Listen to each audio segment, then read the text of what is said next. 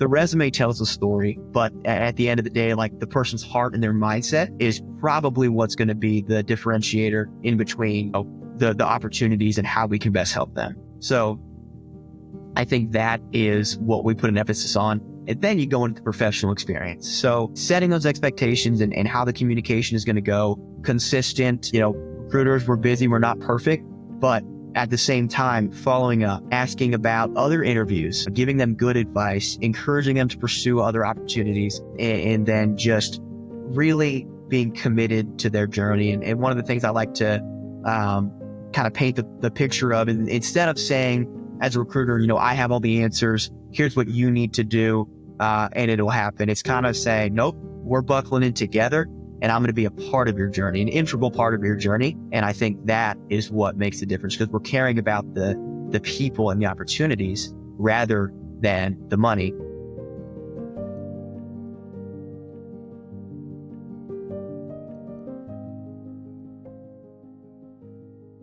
Hello, everybody, and welcome to another episode of the Job Seeker's Journey podcast. My name is Brad Stair, and I'm really excited you're here. And this has been an episode that I have been excited about since the very beginning of the podcast, and I knew I wanted to bring to you. Today's episode is about third-party recruiting firms. Undoubtedly, you've had to deal with them, whether you've been in a job and they've called you about another position, or you've been on a job search and you're looking for your next opportunity. But what are they? What are they not? How are they structured? Are there things you should look for in a third-party recruiting firm? And are there things that are red flags that you should try to avoid? Today's guest is Zack Dandurand. He has been literally a lifelong recruiting family. His parents do it, his uncles do it, and now he is the president of a company called BlueWorx. I'm really excited for you to hear this conversation. We talk about all of those things and more. So without further ado, here is my conversation with Zack Dandurand.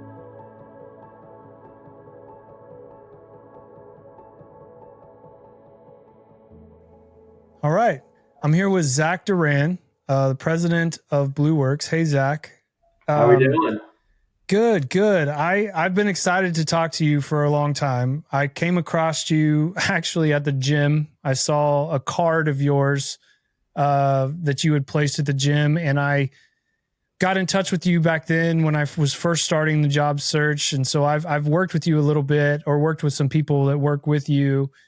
And then I've been seeing a lot of your posts, and I've just loved your content and loved what you put out into the world for job seekers. So thank you very much for joining us. As we get started, let's talk about kind of how you got into your background, how you wanted to get into recruiting, what makes you passionate about recruiting, and how you got involved with BlueWorx. Yeah, absolutely. So first thing I'll start just saying thanks for having me on. This is something that I'm passionate. It's what I love to do for a living, helping people find jobs and really help them navigate that journey. So thank you for letting me be on here. Excited to talk through this. And getting into recruiting actually is it's funny. I'm probably one of the only folks that will say it was my dream since I was a kid. If you actually throw a dart at my family tree, you're going to land in staffing. My father, my uncles, my cousins, everyone somehow has made their way into it, and it's just what I grew up around, and conversations that we had made me really realize that it was something that I wanted to do as well, follow in the footsteps of those who I looked up to, and coming out of college, I just kind of thought to myself, this is what I want to do, and I was bold in it and took some risks, and was lucky enough to take a opportunity with a firm in Oklahoma, Fuse 3 Solutions. They focused on a lot of professional staffing, and took me on as kind of their engineering and construction, light industrial division, starting that up. And we had some great success, and really just thought, hey, I think this could be best served as its own entity. So we decided to break off and keep that tie of Fuse 3 Solutions, but turn that into our own firm, which is now BlueWorx Staffing. And I have the honor of leading that venture, and growing that and kind of driving the vision and strategy. So we've been in that for a couple months now and having some success, and it's been fantastic. And I'm really looking forward to the future of what we can do, not only in Oklahoma, but kind of in that central flyway area, and really help good people find some new roles. Awesome. Yeah. So if you're just in the corporate setting, if you're in a career, if you're in a job search, you're most likely going to be contacted by a recruiting firm at some point, either when you already have a job or when you're on your search. But one of the things that I have noticed is that you don't always know what exactly a recruiting firm does. So can you help educate us on exactly what a third-party recruiting firm is and what you do and how it works? Yeah, absolutely. I think that's a really important thing to touch on. There's a lot of information out there, and there's a lot of recruiting firms out there, and not all of them operate the same. But at a core, and what all recruiting firms should at least strive to do is to connect great people with great companies and create opportunities for employment. How we operate. We do a little bit of the temporary bulk temp to hire roles for like production, warehouse, manufacturing, and then we also do the direct hire placements where we're working with companies saying, hey, I need a talented, skilled individual in this niche to help us for a certain scenario or project. So we engage in partnerships with our clients and talk about what their needs are, the values, the missions that they're looking for, and then engage our network, talking to candidates and looking for their needs, their personal goals, and try and match those to the best that we can. So essentially like a matchmaker, we really try and advocate for both sides and make it a fusion that is mutually beneficial. And the way we do that is through communication, meeting, interviewing, pre-screening, and just kind of being that liaison in between the two to help the job seeker navigate the journey and help the client have a seamless onboarding hiring process where they can have a consistent flow of reliable talent from us. Gotcha.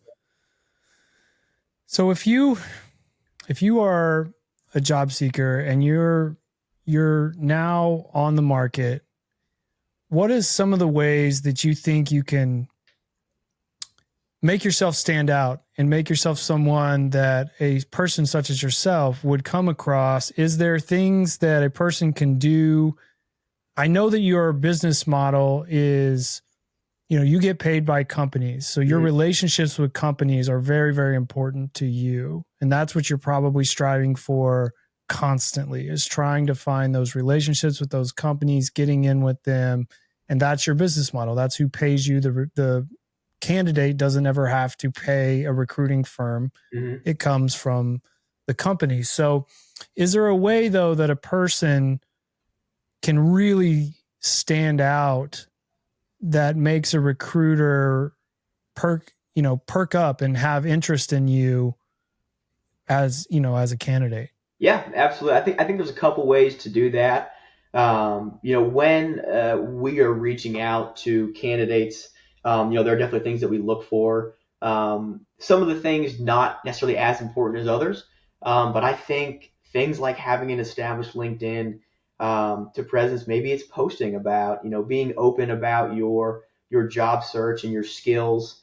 I think it's kind of risky and uncomfortable sometimes, but to us, we see that as, okay, this person's a go-getter. We really want to help them and, be a part of their journey. So I think just being open to communication and having a positive mindset on it all, which is tough sometimes, and in showing that, whether it be on the internet or if we call you, the conversation and allowing us to have those conversations that are going to, prompt us to move forward in a direction that's beneficial to yourself. So putting yourself out there, like I said, which I know is uncomfortable, but it really does make our job easier and more fulfilling when we know what is truly that you're looking for, and little things just like that, and it's just being receptive to the process.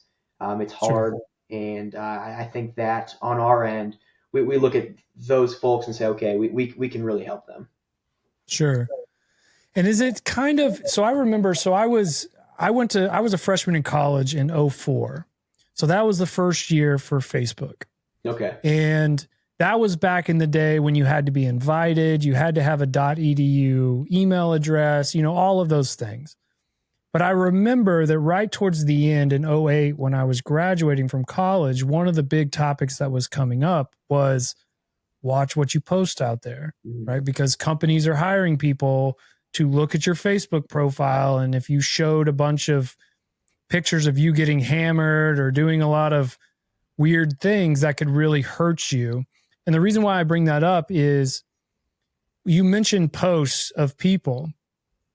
Are there posts that someone can put out there that would make you say, I don't know about this. I don't think I really want to deal with them.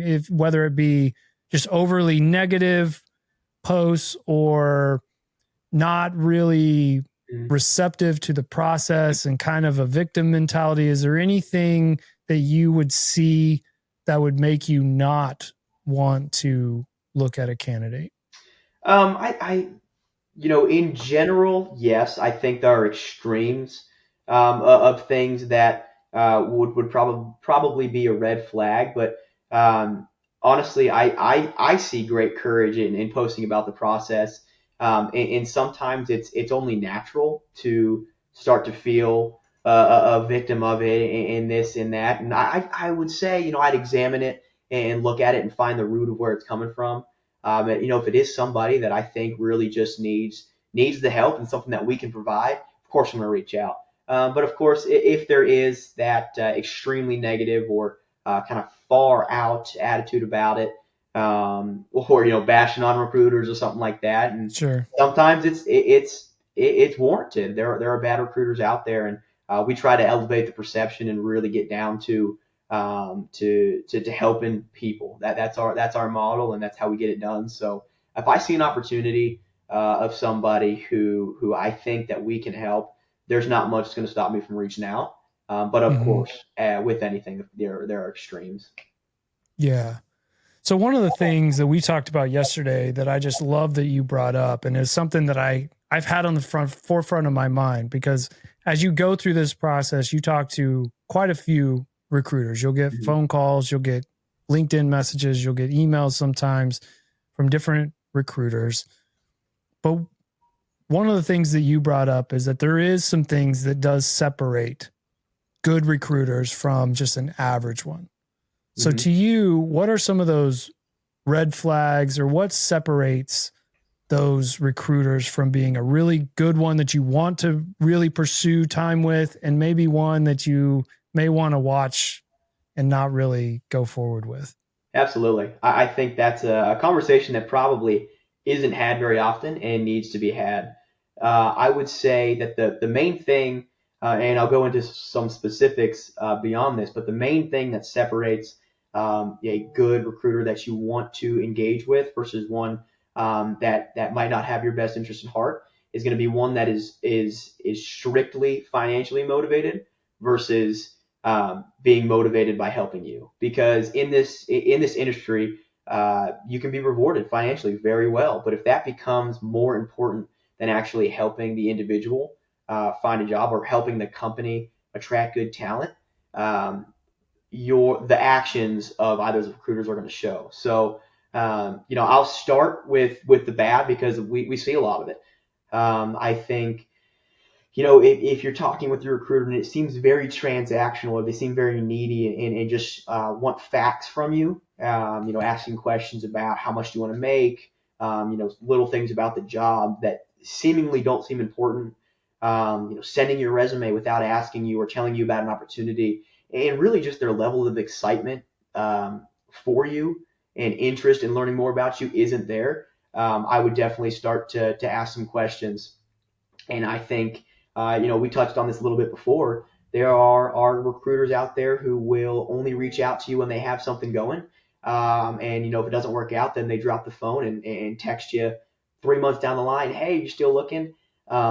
Things like that we need to look out for, just because it stems from being strictly financially motivated, and not remembering that you're working with an individual who has dreams, goals, feelings. So I think that's where what we're huge on is remembering every single day that we're working with real people, with real opportunities and real companies. This is not just a game of making matches. It's real opportunities. So the things that I would look for in a recruiter, normally we do like some messaging and then like a pre-screen phone call, and I think you can weed out the recruiters on that call maybe. And looking for clear expectations, a recruiter that is upfront, transparent, asking you, how's your job search going? What has worked, what hasn't worked, and then, asking what matters most to you in a search, what matters most to you for a company that you want to work for, asking real questions. The resume tells a story, but at the end of the day, like, the person's heart and their mindset is probably what's going to be the differentiator in between, the opportunities and how we can best help them. So I think that is what we put an emphasis on. And then you go into the professional experience. So setting those expectations and how the communication is going to go, consistent. Recruiters, we're busy, we're not perfect, but at the same time, following up, asking about other interviews, giving them good advice, encouraging them to pursue other opportunities, and then just really being committed to their journey. And one of the things I like to kind of paint the picture of is, instead of saying as a recruiter, I have all the answers, here's what you need to do, and it'll happen. It's kind of saying, nope, we're buckling in together, and I'm going to be a part of your journey, an integral part of your journey. And I think that is what makes the difference, because we're caring about the people and the opportunities rather than the money. Although, all things considered, you are able to make good money, and that's what's beautiful about it, because you can really do good work. I know one of the things that I just didn't realize at the beginning of even this process, unfortunately, I've gone through this 4 times technically, but the thing that I didn't realize is that there is, and I know it varies with different recruiting firms, but there is different levels of people within the firm. You've got junior people, and then you've got higher level people that are typically your account managers. And correct me if I'm ever wrong in any of this, but there's account managers that are working with the companies and really talking directly to them. But there are those people that are lower level that are kind of coming with getting a database together of names of people that are looking for a job and what they're looking for, and asking those questions that you mentioned. But that may be the end of your interaction with them for a while, because I remember when I would go through that, I'd go, gosh, I'm just a name on their database. I could feel it. Like, I knew that was what it was. And I didn't know that it was someone who is probably lower in the organization that is collecting names, that is trying to get that information into the system so that if something comes up, you're there and you are ready to go. So is there anything in that you can speak to? Because it can feel like that would be your quote unquote red flag person, but maybe it's not, or maybe it is.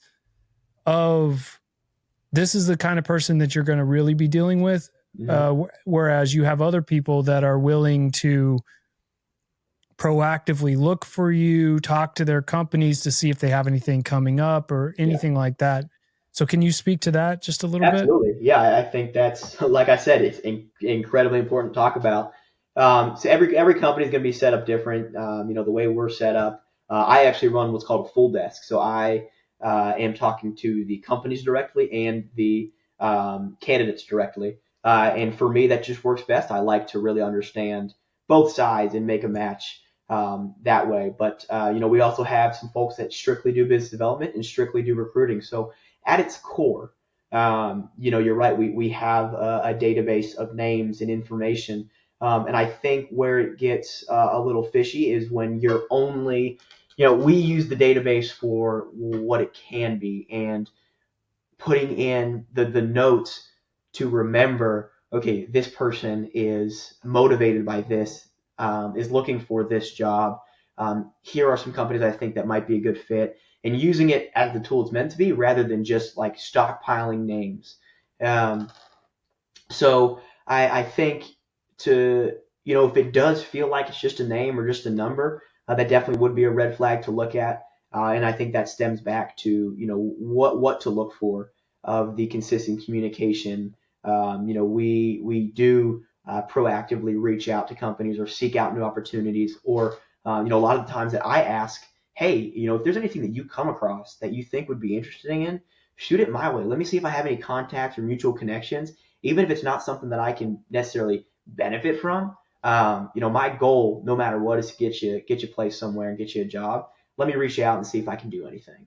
And if those things aren't happening, then I would definitely, raise an eyebrow to it. But you're right. At its core, there are databases, there are different structures and hierarchies, but we really try and give our employees the materials and resources needed to have the capacity to build the relationship, not just turn it into a numbers game. Mm. So undoubtedly, you probably have a lot of people that reach out to you. I know I did. I sent you a message and I said, hey, I'm in the job search, or this is what I'm looking for. And I kind of got that conversation started just because I had a mutual connection with you. And so it was easy for me to kind of reach out to you. But are there any common mistakes that any kind of job seeker might be making that you've noticed when they're working with a recruiter? Is there anything that you see that candidates should really look out for and try not to do because you're actually hurting yourself in this process? Yeah. I think the biggest thing is kind of that transparency goes both ways. And kind of a theme throughout this conversation. Unfortunately, there are some recruiters that have left a bad stigma or past relationships that have harmed it either on the company or the candidate side. So when you find a good recruiter who has your best interest at heart, transparency and commitment on both sides of the table is key. So if you have a good recruiter and you're not providing the information needed for them to help you the best, that's going to unfortunately make it a little bit harder. One of those things is, we always have to talk about, salary expectations, PTO expectations. If there's a clear understanding on my side of thing, I can really help tell you, hey, this is going to be an opportunity. This is what it's looking like. How do you feel about it? If I'm going in blind, we can get to the final interview and an offer, and it ends up being $30,000 less that you were looking for. And you're like, what the heck? And so there are little things of on both sides communicating and having the investment. And when both parties are bought in fully, the process works. And it's building that trust, building that relationship. Sometimes a hard place to get to, and you just have to evaluate your scenario. So I think that would be the biggest thing. Okay. The salary thing is interesting because there's a lot of schools of thought there, right? Mm-hmm. There's a lot of people that will tell you, don't give a specific number because, if it's one that's wanting to go higher than that, then you're potentially cutting yourself off from opportunity. There's others that says, no, definitely give that range. Basically what you just said of you guys got to know and you need to know, like, okay, so I was making, we'll just make up a figure. I was making 120 this last time, but I'm willing to talk to them if it's whatever, 110 or even lower for the right opportunity. I mean, what is really the approach that you would advise somebody to do? Because I know that there's a lot of places, you don't want to shortchange yourself too much. You may have to take a step back, but you don't want to take too big of a step back. What would be your advice there? Yeah, I think it's always beneficial. Still read the situation. The way that I like to ask and talk with my candidates is going to be, hey, if you don't mind me asking, what were you making at your last opportunity, and what would you be comfortable? And I let them know my goal is to get you where you are or higher, but I'm always going to be realistic with you and I'm never going to spread any misinformation about the role. So. Um, if you can provide that figure of where you're at, where you're comfortable being, I can help you. And from that, I can take that and provide a clear expectation to my client, and I'm going to give them reasons to back that up. This is, this is the reason why, this is where we're at. This is how this person got to this figure. And that information given to our clients can paint the full picture rather than just kind of, a fuzzy unknown. So the more information, the better, I think. But you got to look out for who you're talking to. Because, there are recruiters out there who say, oh, well, I'd like to be around 100,000. They send you an opportunity. So this candidate like 140,000 and you kind of, that opportunity is gone now. So, you really got to look for who you're talking to and have the best that make sure that they have your best interest at heart. But when done correctly, I believe it's beneficial and can help us get overall the opportunity that my candidate is looking for. Okay. So let's talk about what you're seeing, what trends you're seeing as we come into a new year, 2025. We got a new administration. Mm-hmm. There's some excitement with that. There's some nervousness with that.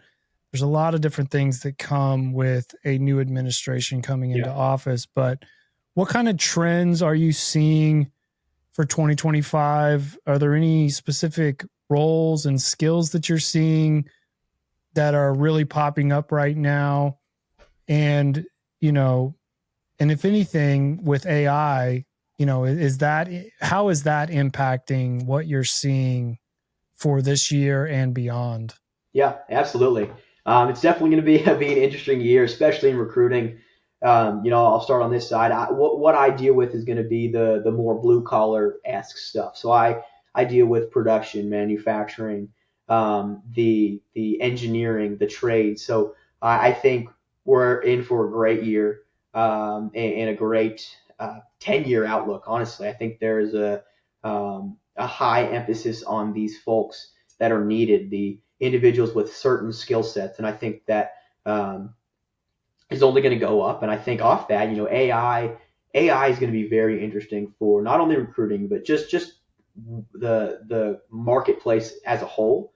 But I do believe there's going to be an emphasis on the personal touch side of things. I think AI is going to be great for automating kind of the admin work, some of the busy side of things. But I think the personal touch is really going to be elevated. So, and what I mean by that is, if you're a job seeker, walking into someplace, saying, hey, this is who I am, handing a resume, sending in a postcard, things like that are going to become immediate eye openers because we're so consumed in working in our computers and our screens all day. So there's going to be great things that come with AI and automation and new technology, but look for what the personal touch side of things is gonna bring as well. So I'm definitely very excited for the year and just to see more people getting out there, bringing that personal excitement. I think when you bring that and have those conversations and put yourself out there, it's going to be beneficial all the way around, and it could be a pretty good year. Yeah, I love that you mentioned trades. You're actually the second person. I had Matt Thompson on earlier, and that was one of the trends that he said that he was seeing is that trades are making a comeback. And I love that is becoming a thing, and that people are realizing how important trades are to just society in general. Because when I was coming out of high school, this was 2004, if you wanted to go into trades, you were considered a quote unquote loser for wanting to do that, right? At the time, everybody needed to go to college. You had to go to college, or otherwise you just weren't going to be successful. When now you see, looking back, trades are a great avenue. Absolutely. You don't have to go through all the debt. You get into an apprentice program. You can make great money as a trade. And right now they're so needed. I love that Mike Rowe is really pushing trades, and that there are even schools that are having signing ceremonies like athletes do when they go to colleges, that they're having signing ceremonies for people who are going to trade schools and really just lavishing them in praise for making that decision. So I love that that is becoming something that is being respected. It's needed, and you can make great money. You can do great work. If you like working with your hands, it's a great way to do things that you love. And so I love that that is becoming a trend, and that people have an opportunity to do something that maybe they didn't think of before or thought maybe wasn't for them. But then as they look back, they go, you know what? I do love building things, and I do love, you know, tinkering with different things. So as we kind of land this plane, we can play a little bit of a hypothetical. It's not untrue. I am looking. So if I'm asking you for, if I came to you today and said, I got let go last week, and what advice can you give me? I'm not sure where to go. I'm not sure what to do first. I'm not sure what my next step is. What would be your advice to a candidate and what they should do as they're starting the journey and as they're going through the journey? You know, as they're a few months in, like I am now, as they're a few months in, what would be your advice to those people? Absolutely. Yeah. I think, one of the things I would talk about is, hey, let's one, have a conversation with the people around you about what you're going through. The number one priority is going to be that you're all right, that you've got the, everything intact to move forward and be strategic about your job search. So, let's make sure that everything's all right, everything's in place. Mentally, physically, you can kind of just get that routine back of whether it's going to the gym or just putting things in place and having the routines there to, keep you occupied and going. And then from that, I would, say, let's attack the job market strategically. Let's not apply to every single position in the world and then end up, not getting an interview here or something falling out there here, and that can kind of crush you and be like, man, this is hard. I think to put yourself in a position where you have realistic expectations, you're taking positive steps forward. And I think one of the things you're doing is putting yourself out there. Like I touched on, be personal, be vulnerable. There's a lot of information. It's information overload. Whenever you open up Indeed, you see 1,000 jobs. You're like, where do I start? Put yourself in a position to where you can be selective and smart and invest your time in the roads that are going to lead somewhere. Obviously, I'm a recruiter. I think that's a fantastic way to go. If you are following one or seeing somebody post or, have friends who have gone through similar experiences with a good recruiter, ask about that and how that process was. And don't be afraid to, call somebody, send them a text, send them an email. That act of vulnerability and outreach can go so far, whether it's to a recruiter, to a company, to a hiring manager. There are constantly applications flowing in, and with that, a phone call after an application, an email after application can take you that much farther. So just being intentional about it. There doesn't have to be, such a large engagement of, well, I have to send out 1,000 applications in order to get one response. Be intentional with what you've been given and what is in front of you. And I think that is going to leave you satisfied and feel like you're working towards something to where that kind of, light bulb goes off and you get an offer and you get placed somewhere, and make sure it's a place you want to be. Don't take something and downgrade yourself. That's not where you want to be for the long term. Make sure that, you're a skilled individual and you have talents and needs that a company can really use. So be excited. It's difficult. Be vulnerable, and the sky's the limit. Awesome. Let me end this on kind of a fun note, because I saw this question and I thought, you know what? We've talked about a lot of serious things. We've talked about, this process is hard, but it is good to have something light. So what's been one of your favorite stories in recruiting, most surprising, maybe bizarre stories that you've come across since you've been in recruiting? It seems like your entire life. What has been kind of your favorite story or most bizarre story from the recruiting time? Absolutely. This is a go-to. Popped up in my head immediately. And what I love about it is the whole thing, just the personal touch of it all. So I had a candidate who I thought extremely high of. She was fantastic in construction engineering. Just every time we talked, I was like, man, I mean, she is a rock star. And I one of my clients, I work with them quite a bit. We have a fantastic relationship. I know their process. I know how it normally goes, and it's kind of regimented. She went out for her interview, her on-site interview, and normally there will be kind of like, all right, let's give it a couple days. Let's talk about it with the team, and then maybe we'll think about extending an offer. She went in, had her interview, and absolutely crushed it. I mean, it was from what I heard from the interview was like, you are exactly what we're looking for, but they were like, all right, let's stick to the process. And she was like, all right, you'll probably hear from us in a couple days. So she starts walking out, she gets in her car and she's falling away. And next thing you know, the hiring manager's sprinting down the truck and, running towards her and waving his hands and saying, hey, turn around. Finally she did. And I said, we can't wait a couple days. Here's your offer letter. And I think awesome. That is what I look at that, and it makes me happy because they went away from the process that they normally have because they saw the opportunity in somebody. And all that considered, that can happen. It's sometimes it looks like such a high mountain to climb. We'll have to go through 5 interviews to get there. But if you are integrity driven, you show your value, and you're working for a company that can see those things, stuff like that can happen, and then dreams can come true. She's still there. She's loving it. She's doing incredible. And that's why I do what I do and why I love it so much. Yeah.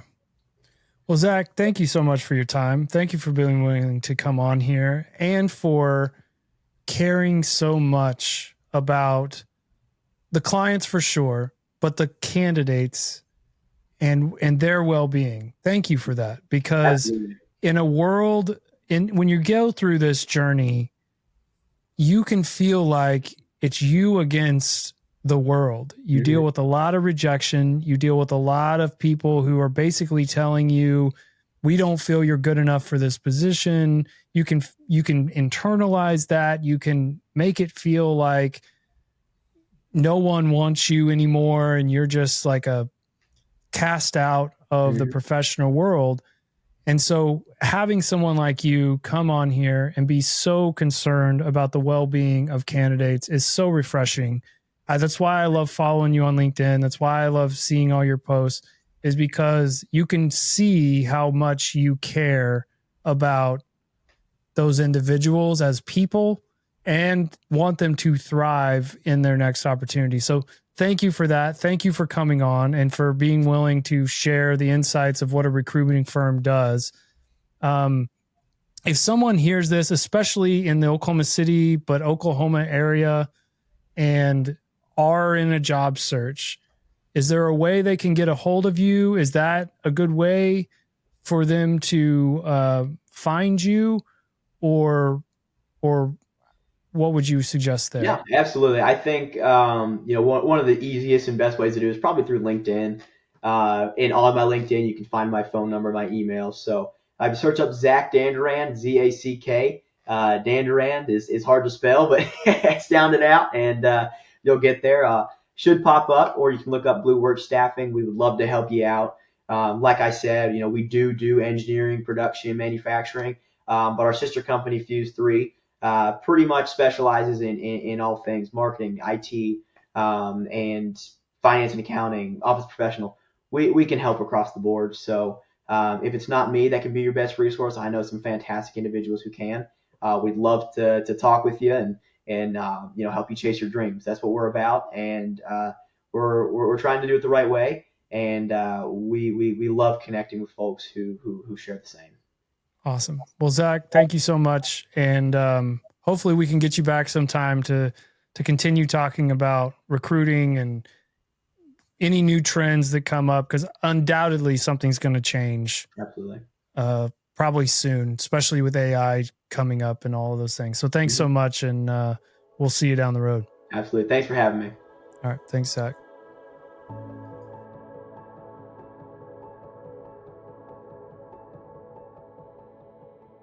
Well, that'll do it for this episode of the Job Seeker's Journey podcast. I want to thank Zack for coming on and for being so candid. And as I mentioned to him, it is so refreshing to have a recruiter that not only cares so much about his clients, as he should, that is his business model, and that is who he caters to the most, but he cares so much about the candidates that are looking for their next opportunity. If you're in the Oklahoma area and you're looking for a great recruiter, and you're in manufacturing or even in IT or any other areas, reach out to Zack at BlueWorx.com and they can help you out. If you like this podcast, please share it with someone that you know is going through a job search journey. I'm doing the best I can to get as much of the word out, but I need your help to share with the people who you know could benefit from this podcast.